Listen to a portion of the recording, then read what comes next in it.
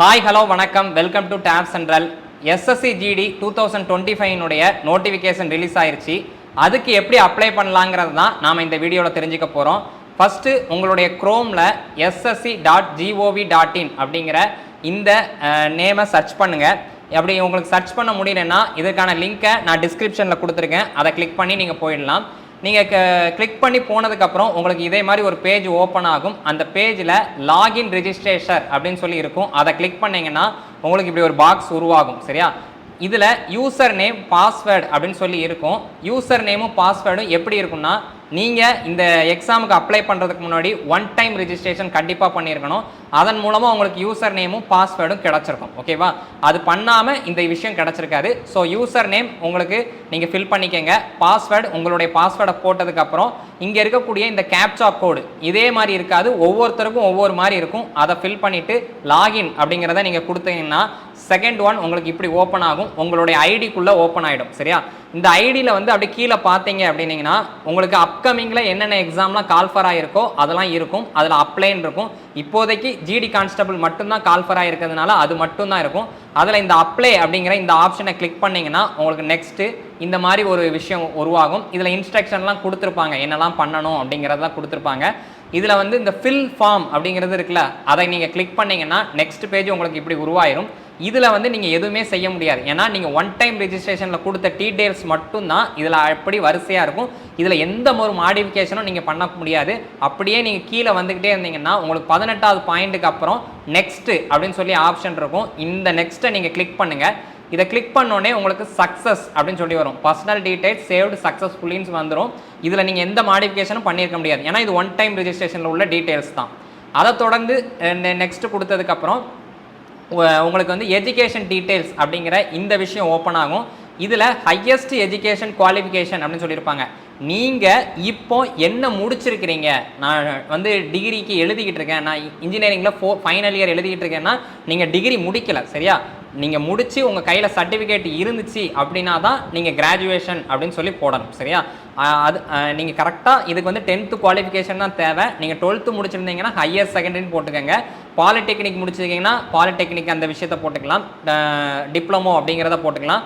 So கிராஜுவேஷன்னா graduation அப்படிங்கிறத போட்டுக்கோங்க. அதுக்கப்புறம் நீங்கள் மறுபடியும் இதில் எந்த சேஞ்சஸுமே பண்ண முடியாது. அப்படியே கீழே வந்துக்கிட்டே இருந்தீங்கன்னா உங்களுடைய 10th பர்சன்டேஜ் என்னன்னு கேட்பாங்க. சரியா? பர்சன்டேஜ் என்னன்னு கேட்பாங்க.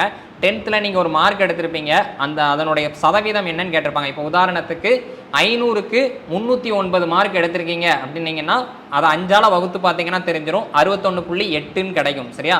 61.8ன்னு போடாமல் 61.80ன்னு போட்டால் தான் இது அடுத்ததுக்கு போகும். சரியா? உங்களுக்கு சிஜிபிஏல கால்குலேட் பண்ணுற மாதிரி இருந்துச்சு அப்படின்னா நீங்கள் சிஜிபிஏ போட்டுக்கலாம். ஏதாவது ஒன்று தான் போட வேண்டியது இருக்கும், ஒன்று பர்சன்டேஜ் இல்லைன்னா சிஜிபிஏ. சரியா? சிபிஎஸ்சிலாம் படிச்சிங்கன்னா சிஜிபிஏ தான் கால்குலேட் பண்ணுவாங்க.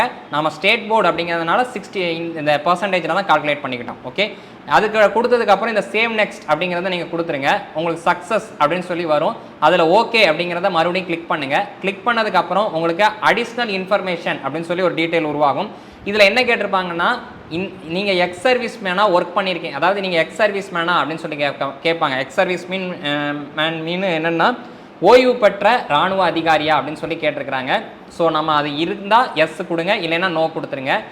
ஏஜ் ரிலாக்ஸேஷன் அப்படின்னு சொல்லி கேட்டிருக்கிறாங்க. சரியா? ஏஜ் ரிலாக்ஸேஷன் என்ன அப்படின்னா, நீங்கள் இப்போ வந்து ஆல்ரெடி ஓபிசியாக இருக்கிறீங்க, இந்த எஸ்எஸ்சி ஜிடிக்கான வயசு முடிஞ்சு போச்சு அப்படின்னா உங்களுக்கு 3 வருஷ தளர்வு கொடுப்பாங்க. சரியா? 3 வருஷ தளர்வு கொடுப்பாங்க. எஸ்சி எஸ்டி மக்களாக இருந்தீங்கன்னா 5 வருஷ தளர்வு கொடுப்பாங்க. ஸோ அது இருந்துச்சுன்னா எஸ்னா எஸ் கொடுங்க, இல்லைன்னா நோன் கொடுங்க. எஸ் கொடுத்தீங்கன்னா அதுக்கான சர்டிஃபிகேட் கேட்கும். சரியா? அடுத்து என்னென்னா உங்களுடைய பர்சனல் டீட்டெயில்ஸ்லாம் அடுத்தடுத்து வரக்கூடிய எக்ஸாம்ஸுக்கு வந்து அப்ளை பண்ணும்போது உங்களுக்கு ஹெல்ப்ஃபுல்லாக இருக்கணுமா அப்படிங்கிற மாதிரி கேட்டிருக்கிறாங்க. சரியா? என்னன்னா இப்போ அடுத்து ஏதாவது ஒரு கால்ஃபர் ஆகுது, இதை பற்றி உங்களுக்கு தெரியப்படுத்தணுமா அப்படின்னு சொல்லி கேட்பாங்க. இதுக்கு எல்லாருமே எஸ் கொடுங்க, கண்டிப்பாக எஸ் கொடுங்க, கண்டிப்பாக எஸ் தான் தேவை. ஸோ சேவ் நெக்ஸ்ட் அப்படிங்கிறத நெக்ஸ்ட் கொடுத்துருங்க. அடுத்து உங்களுக்கு சக்ஸஸ் அப்படின்னு சொல்லி வரும். சக்ஸஸ் வந்ததுக்கப்புறம் ஓகே அப்படிங்கிறத கொடுத்துருங்க. அதை தொடர்ந்து என்னென்னு பார்த்தீங்கன்னா உங்களுடைய அடிஷ்னல் இன்ஃபர்மேஷன் 2ன்னு சொல்லி இருக்கும். அதில் உங்களுக்கு எக்ஸாம் எந்தெந்த சென்டர்லாம் இருக்கலாம் அப்படின்னு சொல்லி ஒரு 3 ஆப்ஷன் கொடுத்துருப்பாங்க. ப்ரிஃபரன்ஸ் 1 என்னென்னு பார்த்தீங்கன்னா உங்களுக்கு பக்கத்தில் எந்த இது இருக்குதுன்னு பாருங்கள். சரியா? நமக்கு சதர்ன் ரீஜியனில் நீங்கள் இந்த பாக்ஸில் இந்த ஆரோவை கிளிக் பண்ணீங்க அப்படின்னீங்கன்னா உங்களுக்கு சதர்ன் ரீஜியன் எஸ்ஆர்னு போட்டிருக்கும். அதில் வந்தீங்கன்னா சென்னை, கோயம்புத்தூர், சேலம், திருநெல்வேலி, புதுச்சேரி இந்த மாதிரி சதர்ன் ரீஜியனில் இருக்கக்கூடிய சென்டர்ஸ்லாம் இருக்கும். அதில் உங்களுக்கு நியரஸ்ட் சென்டர் எதுவோ அதை ஃபஸ்ட்டு ப்ரிஃபரன்ஸாக கொடுங்க. அதுக்கு பக்கத்தில் இருக்கக்கூடியதை செகண்ட் ப்ரிஃபரன்ஸாக கொடுங்க. சரியா? அடுத்து தேர்ட் ப்ரிஃபரன்ஸ் கொடுத்துக்கோங்க. மொதல் 2ல் தான் கிடைக்கிறதுக்கான வாய்ப்பு நிறைய பேருக்கு உண்டு. அடுத்து எக்ஸாமினுடைய லாங்குவேஜ் தான். சரியா? எக்ஸாமினுடைய லாங்குவேஜ் வந்து கண்டிப்பாக தமிழ்னே கொடுங்க. எதுக்கு சார் நான் இங்கிலீஷ் மீடியம் அப்படின்னு சொன்னீங்கன்னா சில கொஷின் வந்து தமிழில் பார்க்கும்போது புரிகிற மாதிரி இருக்கும். சரியா? தமிழில் பார்க்குற மாதிரி இருக்கும். நீங்கள் தமிழ்னு கொடுத்துக்கிட்டிங்கன்னா இங்கிலீஷ்லேயும் பார்த்துக்க முடியும், தமிழ்லையும் பார்த்துக்க முடியும். ஆனால் இங்கிலீஷ்னு மட்டும் கொடுத்துருந்தீங்கன்னா இங்கிலீஷில் மட்டும்தான் பார்க்க முடியும், தமிழில் பார்க்க முடியாது. அதனால் தமிழில் கொடுத்துக்கிட்டிங்கன்னா ஒரு பிரச்சனையும் இல்லை. ஓகே. அடுத்து நீங்கள் கேட்டிருப்பாங்க, நீங்கள் என்சிசியில் வந்து இது பண்ணியிருக்கிறீங்களா அப்படின்னு சொல்லி கேட்பாங்க. எஸ்னா எஸ் கொடுத்துக்கோங்க, இல்லைனா நோன் கொடுத்துக்கோங்க. அதுக்கப்புறம் ஸ்போர்ட்ஸ் லெவலில் நீங்கள் ஏதாவது பார்ட்டிசிபேட் பண்ணியிருக்கிறீங்களா, நேஷ்னல் லெவல், டிஸ்ட்ரிக்ட் லெவல் அப்படிங்கிற மாதிரி கேட்டிருப்பாங்க. அதுலேயும் எஸ்னா எஸ்ன்னு கொடுத்துக்கோங்க. அடுத்து 28வது பார்த்தீங்கன்னா எந்த ஸ்டேட்டுன்னு கேட்டிருப்பாங்க. ரைட்டா? நீங்கள் தமிழ்நாடுனா தமிழ்நாடுன்னு கொடுத்துக்கோங்க, கேரளானா கேரளான்னு கொடுத்துக்கோங்க. அதை தொடர்ந்து என்னன்னு பார்த்தீங்கன்னா மறுபடியும் அதை வந்து வெரிஃபை பண்ணிக்க சொல்லி கேட்பாங்க. வெரிஃபைல வந்து மறுபடியும் தமிழ்நாடுன்னு கொடுத்துக்கோங்க. அடுத்து உங்களுடைய மாவட்டம், டிஸ்ட்ரிக்ட் வந்து எந்த மாவட்டம்னு கேட்பாங்க. கரெக்டாக ஃபில் பண்ணிக்கோங்க. சரியா? தஞ்சாவூர்னா தஞ்சாவூர், திருநெல்வேலினா திருநெல்வேலி அப்படிங்கிறத ஃபில் பண்ணிவிட்டு அதை மறுபடியும் வெரிஃபை பண்ணிக்க சொல்லிப்பாங்க. ஓகே. அடுத்து என்னென்னு கேட்டிருப்பாங்கன்னா 30வது பாயிண்டில் நீங்கள் ஏதாவது இப்போ தமிழ்நாட்டில் இருந்து நீங்கள் மைக்ரேட் ஆகி, அதாவது இடம்பெயர்ந்து ராஜஸ்தானுக்கோ ஏதோ குடிபெயர்ந்து அங்கே போய் செட்டில் ஆகிட்டீங்களான்னு கேட்டிருப்பாங்க. சரியா? அப்படி ஆகிட்டீங்க அப்படின்னீங்கன்னா எஸ்னா எஸ்ன்னு கொடுங்க, நோனா நோன் கொடுத்துருங்க. சரியா? அடுத்து வந்து நீங்கள் வந்து இந்த நக்சல்னால பாதிக்கப்பட்ட பகுதியாக சேர்ந்தவங்களா அப்படின்னு சொல்லி கேட்டிருப்பாங்க. அதெல்லாம் நமக்கு நோ அப்படிங்கிறது தான் கரெக்டாக இருக்கும். சரியா? அடுத்து preference post for CAPF organisation அப்படின்னு சொல்லியிருப்பாங்க. இது ஒன்றும் இல்லை. இப்போ நாளைக்கு நீங்கள் எக்ஸாம் எழுதி கிளியர் பண்ணிட்டீங்க அப்படின்னீங்கன்னா உங்களுக்கு வந்து போஸ்ட் ப்ரிஃபரன்ஸ் எப்படின்னா, இப்போ வந்து எனக்கு வந்து சிஐஎஸ்எஃப் தான் எனக்கு பிடிக்கும், அந்த ஜாப் தான் வேணும் அப்படின்னா நீங்கள் அதை ஃபஸ்ட்டு ப்ரிஃபரன்ஸாக கொடுத்துக்கலாம். சரியா? அதனுடைய விஷயங்கள் தான் இருக்கும். இது வந்து நம்ம நோட்டிஃபிகேஷன்லேயே பார்க்கலாம். ஏனா அஸ்ஸாம் ரைஃபிள், பினா வந்து ஒரு போஸ்டிங், எஃப்னா ஒரு போஸ்டிங், இந்த மாதிரி ஒவ்வொரு இது இருக்கும். அதை கரெக்டாக பார்த்து ஃபில் பண்ணிக்கங்க. உங்களுக்கு எது பிடிக்குமோ அதை ஃபில் பண்ணுங்கள் முதல்ல. சரியா? வேக்கன்சி அதிகமாக இருக்குது அதுக்காண்டி நான் அதை ஃபில் பண்ணுறேன் அப்படின்லாம் நினைக்காதீங்க.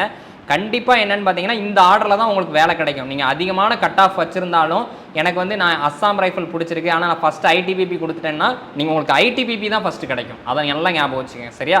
ஸோ உங்களுக்கு எது பிடிக்குமோ அதை ஃபஸ்ட்டு கொடுங்க. இல்லை எனக்கு ஏதாவது ஒரு வேக்கன்சி தான், ஏதாவது ஒரு போஸ்டிங் தான் வேணும் அப்படின்னா உங்களுக்கு நார்மலாக வந்து வேக்கன்சி அதிகமாக இருக்கிற டீட்டெயில் படி நீங்கள் கொடுத்துக்கங்க. சரியா? அதை கொடுத்துட்டு மறுபடியும் அதை வெரிஃபை பண்ணிக்க சொல்லணும். வெரிஃபை பண்ணிக்கோங்க. வெரிஃபை பண்ணிவிட்டு மறந்தாக்கல இந்த ரீசெட்டை கொடுத்துடாதீங்க. ரீசெட் கொடுத்தீங்கன்னா மறுபடியும் போயிடும், மறுபடியும் ஃபில் பண்ண வேண்டியது இருக்கும்.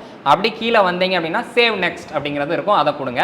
அதை கொடுத்தோடனே சக்ஸஸ் அப்படிங்கிறது வரும். அதில் ஓகேங்கிறத மறுபடியும் கொடுத்துக்கோங்க. இப்போ வந்து ஃபோட்டோ சிக்னேச்சர் அப்ளை பண்ண வேண்டிய சூழ்நிலை இருக்கும். அதில் இந்த கேப்சர் லைவ் ஃபோட்டோன்னு இருக்கலாம், இதை கொடுத்து நீங்கள் வச்சுருக்கக்கூடிய லேப்டாப்லேயோ இல்லை நீங்கள் மொபைலில் தான் அப்ளை பண்ணுறீங்கன்னா அதில் ஃப்ரண்ட் கேமரா இருந்துச்சுன்னா அதன் மூலமாக அது மூலமாக கேப்சர் பண்ணிக்கலாம். இந்த ஃபோட்டோ எப்படி இருக்கணும் அப்படின்னு பார்த்தீங்கன்னா பிளெயின் பேக்ரவுண்டாக இருக்கணும். அது மட்டும்தான் ரொம்ப ரொம்ப முக்கியம். சரியா? பிளெயின் பேக்ரவுண்ட்னா என்னென்னு பார்த்தீங்கன்னா பிளெயின் கலராக இருந்தால் போதும். சரியா? பேக்ரவுண்ட் வந்து பின்னாடி வந்து எந்த டிஸ்ட்ராக்ஷனும் இல்லாத மாதிரி பிளெயின் பேக்ரவுண்டில் நல்ல ஒரு வெளிச்சத்தில் இருக்கணும். கண்டிப்பாக என்னென்னு பார்த்தீங்கன்னா உங்களுடைய 2 காதும் தெரியணும், கண்ணாடி போட்டிருக்கக்கூடாது, மூஞ்சி நேராக இருக்கணும். தயவு செஞ்சு கரெக்டாக அப்ளை பண்ணுங்கள்.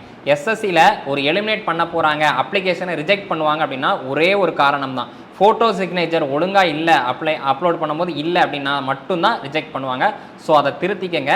இதை வந்து 2 வழிகளில், அப்படி ஃபோனோ இல்லை உங்கள் லேப்டாப்பில் கேமரா ஃப்ரண்ட் கேமரா இருந்துச்சுன்னா அது மூலமாக அப்லோட் பண்ணிக்கலாம். அப்படி இல்லை அப்படின்னா இதுக்கு ஆப் இருக்குது, எஸ்எஸ்சி ஆப் அப்படின்னு சொல்லியிருக்கு. அதில் நீங்கள் அதில் போயிட்டு நீங்கள் லாகின் பண்ணி போங்க. சரியா? உங்களோட யூசர் ஐடி, பாஸ்வேர்டு, கேப்சா கோடெலாம் கேட்கும்.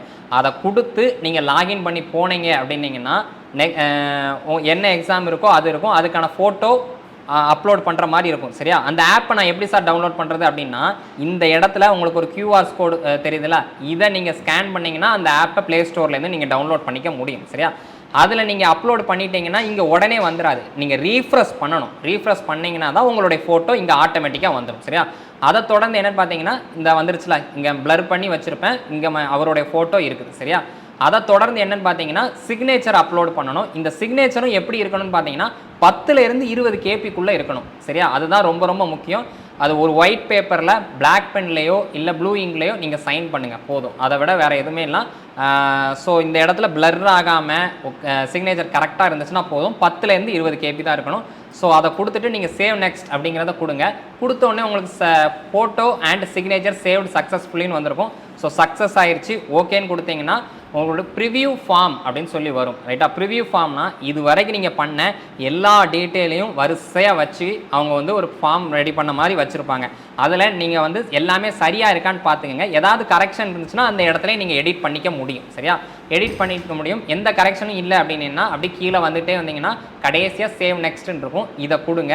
இதை கொடுத்ததுக்கப்புறம் டிக்ளரேஷன் கொடுத்துருப்பாங்க. என்ன கொடுத்துருப்பாங்கன்னா மேலே குறிப்பிட்ட தகவல்கள் அனைத்தும் என்னுடைய சுய சிந்தனைக்கு சரியானவையே அப்படின்னு சொல்லி தான் அதை தான் இங்கிலீஷில் கொடுத்துருப்பாங்க. ஸோ அதில் ஐ அக்ரி அப்படிங்கிற இந்த பாக்ஸை கிளிக் பண்ணிவிட்டு உங்களுக்கு ஒரு கேப்சா கோடு இருக்கும். அதை பார்த்து மறுபடியும் இந்த பாக்ஸில் ஃபில் பண்ணிவிட்டு சப்மிட் அப்படிங்கிறத கொடுத்தீங்கன்னா சப்மிட் ஆகிடும். சரியா? இது இந்த பிரிண்ட் அப்ளிகேஷன் கொடுத்து இது நீங்கள் அப்ளை பண்ண அந்த ஃபார்மை வந்து பிரிண்ட் எடுத்துக்கலாம். சரியா? இது வந்து உமன்ஸுக்கும் ஒரு எஸ்சி எஸ்டி மக்களில் இருக்கக்கூடிய ஜென்ஸுக்கும் ஃப்ரீ தான். சரியா? அப்ளை பண்ணுறதுக்கு. அதனால ஃபீஸை பற்றி கேட்கல. இதுவே நீங்கள் ஓபிசி கேண்டிடேட்டாவோ யூஆர் கேண்டிடேட்டாவோ இல்லை இடபிள்யூஎஸ் கேண்டிடேட்டாவோ இருந்தீங்க அப்படின்னீங்கன்னா நீங்கள் கண்டிப்பாக அடுத்து ஃபீஸ் கட்ட வேண்டியது இருக்கும் ஒரு 100 ரூபா. இந்த ஃபீஸை வந்து நீங்கள் யூபிஐ மூலமாகவோ இல்லை ஃபோன்பே இல்லைனா உங்களுடைய ஏடிஎம் கார்டு மூலமாக கட்டிக்க முடியும். சரியா? ஸோ கரெக்டாக பார்த்து அப்ளை பண்ணுங்கள். அப்ளை பண்ணும்போது எந்த தப்பும் பண்ணிடாதீங்க. 1க்கு 2-3 தடவை யோசிச்சினாலும் பண்ணுங்கள். ஆனால் கரெக்டாக இருக்கும். சரியா? கரெக்டாக பண்ணுங்கள். தப்பு பண்ணாலும் ஒரு பிரச்சனை இல்லை. இதுக்கான விண்டோ கரெக்ஷன் வந்து ஓப்பன் ஆகும். 15ஆம் தேதி ஓப்பன் ஆகும். ஸோ அப்போ வந்து நீங்கள் அப்ளை பண்ணிக்கலாம். இதுக்கு எக்ஸாமுக்கு அப்ளை பண்ணக்கூடிய கடைசி தேதி 14/10/2024 தான் வருது. அவ்வளோ தூரம் கொண்டு போகாதீங்க தயவு செஞ்சு. ஏன்னா ஒரு நல்ல ஒரு ஆஸ்பிரண்ட்டுக்கான அழகு வந்து முதல்லையே அப்ளை பண்ணுறது தான். சரியா? கடைசி எப்படினாலும் அப்ளை பண்ண போகிறோம். அதை இன்றைக்கி ஒரு 1/2 மணி நேரம் ஸ்பெண்ட் பண்ணி அப்ளை பண்ணிட்டீங்கன்னா முடிஞ்சு போச்சு. அவ்வளோ தூரம் கொண்டு போயிடாதீங்க. ரொம்ப கஷ்டமாயிடும். இதே மாதிரி வீடியோஸ் நம்மளுடைய டாப் சென்டர் சேனலில் வந்துகிட்டே இருக்கும். ஸோ மறக்காமல் டாப் சென்டர் சேனல் சப்ஸ்கிரைப் பண்ணிக்கோங்க. தேங்க்யூ.